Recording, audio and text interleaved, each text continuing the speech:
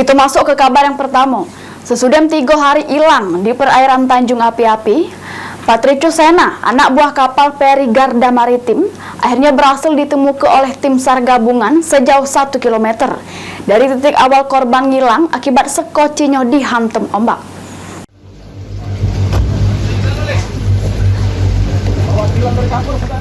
Pecah inilah proses evakuasi Patricio Sena, siko anak buah kapal atau ABK peri Garda Maritim yang dilaporkan hilang di pelabuhan Tanjung Api-Api sesudah sekoci yang digunakannya bersama 2 rekannya dihantam ombak tinggi akibat cuaca buruk.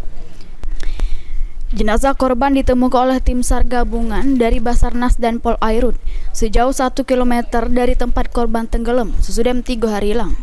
Menurut keterangan rekan korban, Patricio Sena ini ninggal ke kapal, pergi ke darat pakai sekoci, belanja keperluan pribadi untuk di pojok kapal.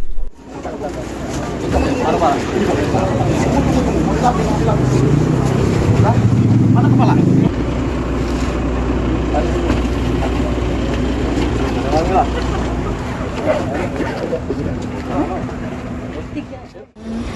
Kecelakaan kru kapal, anak buah kapal KMP Garda Maritim 5. Jadi pada saat turun menggunakan sekoci kapal di perjalanan di area pelabuhan Tanjung Api-Api di depan dermaga, kurang lebih di depan dermaga, sekoci tersebut terbalik. Jadi penumpang ada 3 orang, nah yang 2 selamat dan yang 1 ditemukan kondisi meninggal di hari pencarian dari tim Basarnas di hari ketiga.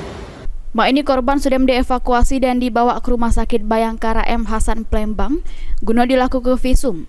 Sesudah itu, secepatnya bakal diberangkat ke kampung halamannya di Nusa Tenggara Timur untuk dimakamkan. Heru Wahyudi, PAL TV.